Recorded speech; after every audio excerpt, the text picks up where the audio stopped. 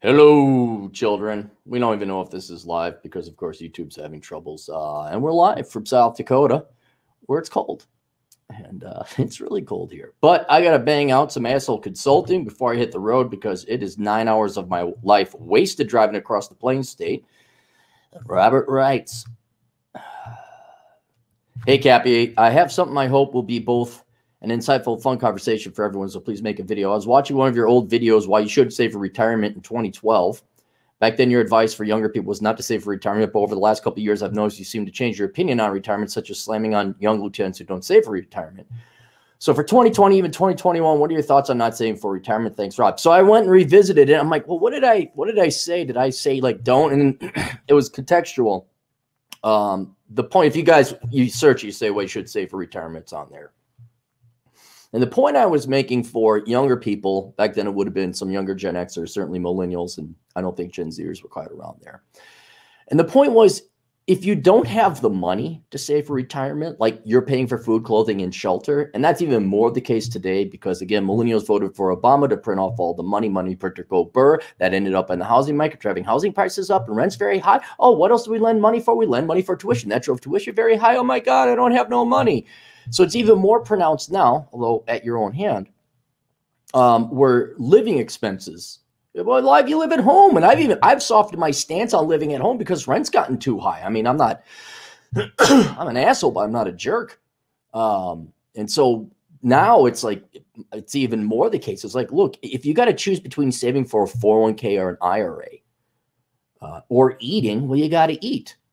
And one of the biggest things that I beat myself up over, and it hurt me more in the long run than anything, was not saving for retirement. Like, oh my God, I got to save it. And all I did was impoverish myself more. Two things that made logical sense financially, but it ended up hurting me more, and I wish I regretted it, was one, I paid off my house way too quickly when I didn't have the money. I should have saved up a 6-month micro FU fund, but I didn't. So I was always at the mercy of psychotic, sadistic bosses over in banking. And then the second thing was what little meager money I'd have, I'd go like, well, if I could afford a cocktail at a jazz club, then I could afford a 401k. And truthfully, the contributions did help, but they were so paltry, it didn't matter. So I would say not until you actually have the money do you even worry about it. It's more of a psychological stance I was taking. Like for your own mental health, stop worrying about things out of your control. It's basically stoicism. If you got the money, sure, toss it in a 401k, live as cheaply as you can. You know, live at home. I hate to say that's one I've done a 180 on, but the conditions of the rental market have changed. Education, I'd say, yeah, you go to college. Now I'm like, dude, don't even bother. Like, unless you're going to go to STEM, do it like at the local community college or online, get your prereqs out of the way. And then like 2 years, you attend the real school, quote unquote, real school. But that has not changed in terms of my retirement. Then I go on into the video to voice some concerns that I've had for quite some time. One, the baby boomers flooding the market with money. And as they retire, even switch out from equities into bonds. I was worried about that cash flow happening. And then the other thing was confiscation, which has happened in several countries. Democrats were talking about this as long ago as 2008, where all of a sudden you got more than $500,000 in your 401k. Well, you don't need that much money. Who cares if you saved it, sacrificed it, scrimped, and got along? It's all equity now, which means unfairness, which is a euphemism for slavery, which means, well, they didn't work as hard, but you worked really hard, so we're going to give them your labor. And that's all this is. That's all socialism and communism is enslaving productive people for the parasitic. And I'm still concerned about that. And you know, there's reasons why I'm looking overseas and having a nice plan B and things like that. So those are still concerns of mine. I'm not as concerned if you have like a certain low amount. Most people are never going to have enough money to save for retirement anyway. So this is very academic. Look at Poor Richard's Retirement. It's a great book about just how few boomers actually have enough for retirement. Like 70% of boomers don't have enough for retirement. So I can't imagine what Gen X and the millennials are going to look like. But yeah, it's something you got to be concerned about, where all of a sudden, like, let's say you have $500,000 in a 401k and IRA. Well, fucking Ocasio-Cortez and Ilhan Omar and those parasites are going to want it. So they could go bribe their degenerate piece of shit constituents to vote for him again. So then you're going to like, well, maybe I throw them a little bit of money overseas. Maybe I buy some Bitcoin. Maybe I get maybe I don't invest in like a confiscatable brokerage account. So those are my concerns there. Now, what has also, though, changed since that time, and this is already starting to happen a little bit then, is the boomers pulling their money out of the market. That technically has happened, but it has been more than offset by the money Obama and very much more recently Trump printed off and flooded the market for. Obama increased the money supply by 3.5 times. Trump 2 times on top of that, although I'd have to update my maybe. So there, you guys all wonder like, oh my God, Trump lost. So I don't really, as an economist, see a difference. It's money printer go burr. And that obviously has more than masked any withdrawal of money from the market by printing off literally trillions of dollars more. That inevitably is relent back into the lending market or the housing market, tuition, corporate buybacks at low interest rates. Money's got to go somewhere, guys, and it usually will go into asset prices, as it has, because the banks lend money on things you don't pay cash for. How have you noticed how cars have gone up in price? Like, I remember you get a brand new car for under 10 grand. Now it's like 30. And that's an average car. I think you're fucking nuts. So that I've also changed my opinion on, and perhaps more recently you found that no one really invests for retirement. There's no investing. Like, oh, you're making an investment in your house. No, you're not. You're hedging against inflation. This is no different than the Weimar Republic back after World War I in Germany, where people would take a break, get their paid in the wheelbarrows full of Deutschmarks, and go buy anything they could because they knew if they waited till the next break, they would have lost half its value.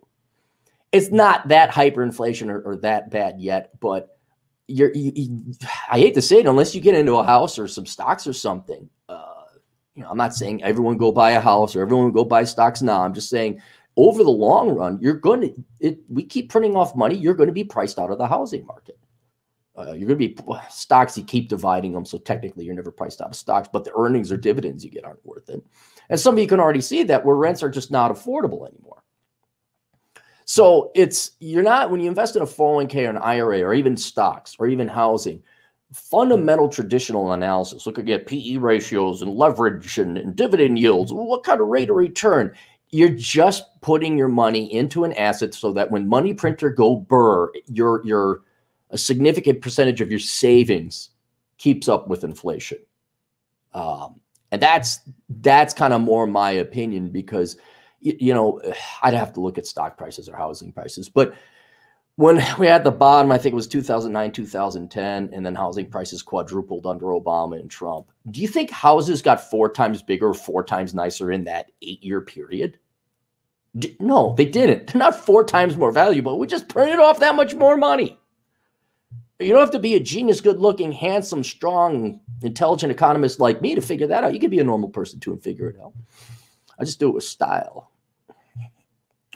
So there you go. So that's my opinion. So yes, you should still save for retirement, but what is retirement? It's like hedging against inflation and having money outside of the grasp of being confiscated by a Marxist socialist United States federal government. It's looking at cryptocurrency, and you can't even call it investing. It really just insurance and hedging now. Silver's not an investment. It doesn't poop out little silvers. It's the same amount of silver. There's no growth there. So your options is get your money into assets that if money printer go burr, money will flood into those markets. Keep in mind these investments could go down in price too. They could reverse. They could start taking away the money supply or increase the reserve requirement ratio. And in general, philosophically, yes, you do have to save for retirement. But what that is becoming increasingly amorphous or a moving target where it's like, well, maybe overseas property, to retire. And by retire, meaning you don't not work no more. You move to a foreign country as the commies take over everything in the United States, and you can actually live. Like you're not at the gulag working, going to some kind of fucking Nazi diversity sensitivity, you a bad man training. So you do have to save for retirement. That's a changing and evolving target. And it also depends on how much money you get. Like if you're not going to save more than $250,000, I don't think they're going to take it, at least right away. but yes, you do have to save for it. I wish I had like, oh yeah, do do this. Like, that's why I'm going out on the world tour to figure out plan B. So there you go. Let me make sure we don't have any super chats. We do have one. Please hold off on the super chats. I got to make one more video and get out of here. Sleek Goy, the sauce for $10. I'm selling my last condo now. No way I'm renting in this market. I live in Cook County, Burbank. Yeah, and soon you're gonna, if rental property, they're gonna take your rights away as a landlord. Like, oh no, you can't charge rent. It's like, just don't even. If you want to get into real estate, invest in a real estate investment trust or storage. That's what I like, is storage. But all right, there you go. We'll be back with another one. Link to the new book, Analyzing the ROI of the Pursuit of Women, down below. There's an investment. Go buy the book I have linked in the description. We'll see you guys later. Toodles.